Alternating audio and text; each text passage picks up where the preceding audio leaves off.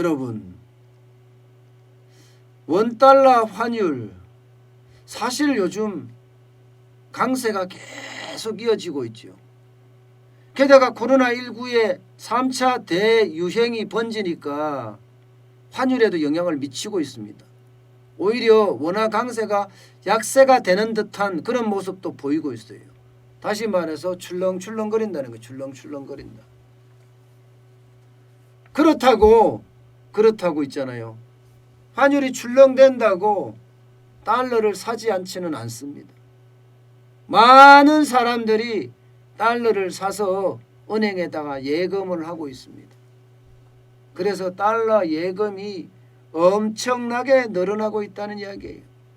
보시다시피 2019년 11월에 362억 308만 달러였거든요. 지금 보시면 2020년 11월만 보더라도 493억 5292억 달러입니다. 5292만 달러입니다. 493억이면 얼마나 늘어난 거예요? 적어도 130억 가량 늘어난 거죠. 130억 좀 넘게 늘어났나요? 130억 달러를 좀 더 넘게 늘어났다니까 이거야말로 달러 예금 풍년이죠. 달러 예금 풍년. 난리도 아니라는 이야기예요. 모두가 달러가 내려가니까 삽시다 이렇게 된다는 이야기입니다. 사겠다는 이야기죠. 계속. 앞으로도 지금 거의 마찬가지처럼 보입니다. 여러분. 달러가 지난 3월 19일에는 1280원까지 올라갔습니다만은 12월 4일 기준으로 했을 때 지금 1082원까지 떨어졌잖아요. 1082원까지. 달러가 떨어지면 떨어질수록 더 많이 사요. 그런데 이게 시장이 요즘 예측하기가 애매모호하거든요. 왜냐하면 분명한 것은 지금 미국이 돈을 더 많이 풀 거다 이런 얘기잖아요. 지금까지 3조 달러 풀었는데 또 푼다. 당장 9천억 달러부터 풀었잖아요. 이 말은요. 달러가 시장에 굉장히 많아진다는 이야기. 달러가 많아진다는 이야기는 그만큼 가치가 떨어진다는 이야기거든요. 그러니까 대부분의 해외 투자은행들도 달러 약세가 계속될 거다. 심지어 골드만삭스 같은 경우는요. 10% 정도 고평가가 돼 있다. 앞으로 1년 동안 안에 6% 추가 하락하고 2024년이 돼야지 달러의 강세가 시작될 거다. 그렇게 이야기하거든요.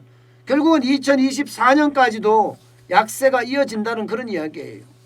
약세가 이어진다는 이야기. 유동성이 그만큼 많기 때문이라는 이야기예요. 그만큼 많기 때문. 그런데도 우리는 강세가 계속되고 있단 말입니다.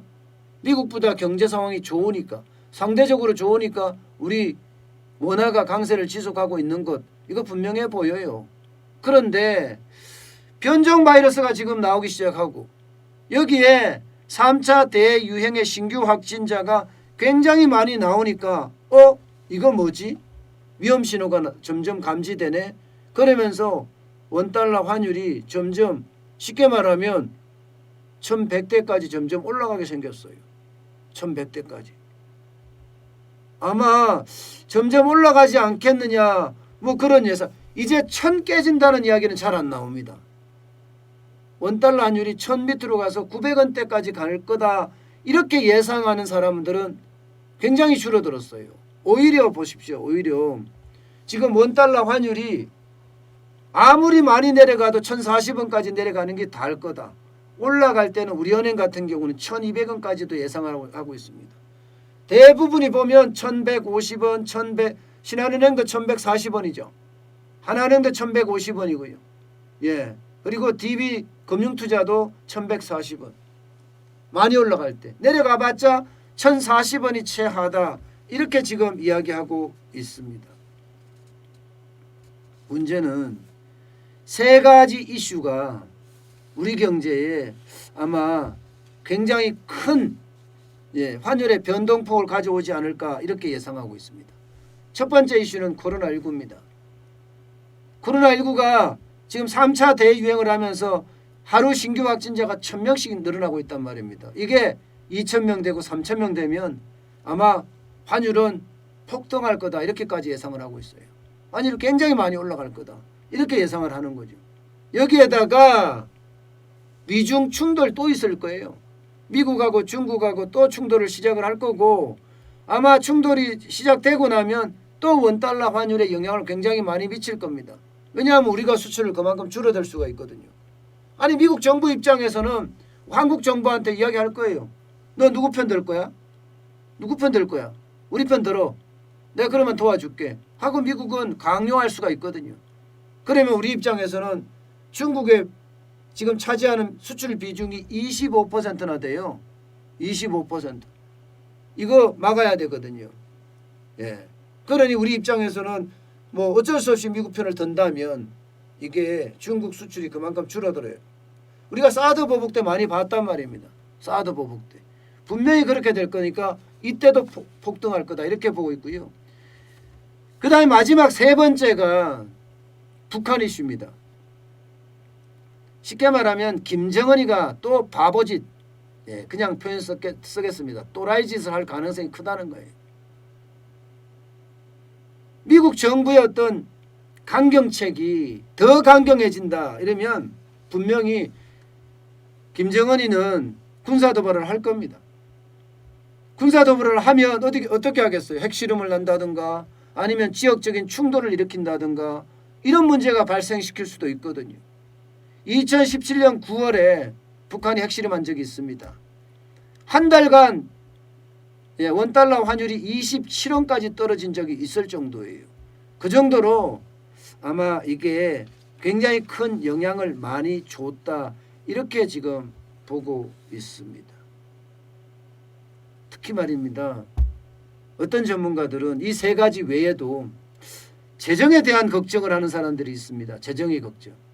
2008년 금융위기 때 돈을 너무 많이 썼다가 재정 파탄이 난 적이 있다. 이게 티파티라고 이야기할 정도로 굉장히 상황이 악화된 적이 있기 때문에 재정 악화가 또 원달러 환율에 영향을 미칠 가능성도 크다. 뭐 이렇게 보는 시각까지 전체는 네 가지 시각이 지금 공유하고 있습니다. 제일 중요한 것은 여러분, 제일 중요한 것은 분명한 것은 원달러 환율, 달러는요. 내가 필요하다면 뭐 자녀들이 외국에서 공부를 하고 있다든가 내가 향후에 언젠가는 세계 여행을 한다든가 이러면 쌀 때 사두는 게 맞습니다. 쌀 때. 투자로 이걸 사놓는다. 환차익을 얻겠다. 물론 그런 분들도 굉장히 많은데요. 이 달러를 가지고 환차익을 얻어서 이익을 많이 낸다는 건 굉장히 어렵습니다. 생각보다. 사고 팔 때 이 수수료가 장난이 아니기 때문에 항상 달러를 살 때는 저는 실소유자, 실수요자를 중심으로 해서 쌀 때 달러를 사두는 것 이것은 찬성입니다. 그러나 투자로는 과연 이게 적합할지 저 같으면 달러 투자는 투자로 안 할 것 같아요. 그거보다 더 좋은 투자처가 많은데 굳이 달러로. 물론 이게 대한민국의 인플레이션 공포가 만약에 계속 생긴다면 아마 달러로 바꿔놓는 것도 필요할 수도 있겠죠. 그러나 아직까지 인플레이션이 그렇게 많이 갈 거냐 거기에 대해서는 미지수입니다.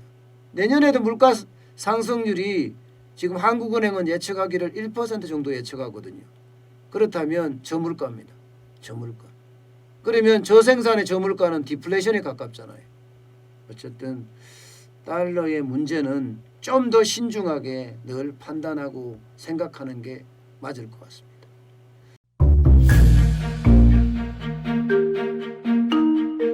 세종대왕과 샤넬 넘버5 벤츠 자동차의 최고급 기종인 마이바흐의 공통점을 아시나요? 바로 침향입니다. 침향이란 동남아시아에서 자생하는 침향나무가 상처를 입었을 때 스스로를 보호하기 위해서 분비시키는 침향나무의 진액입니다.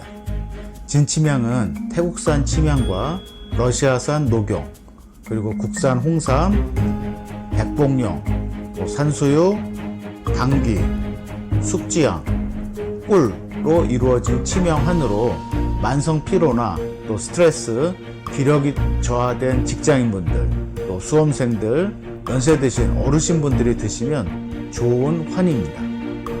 진치명 여러분들께 자신있게 권해드립니다.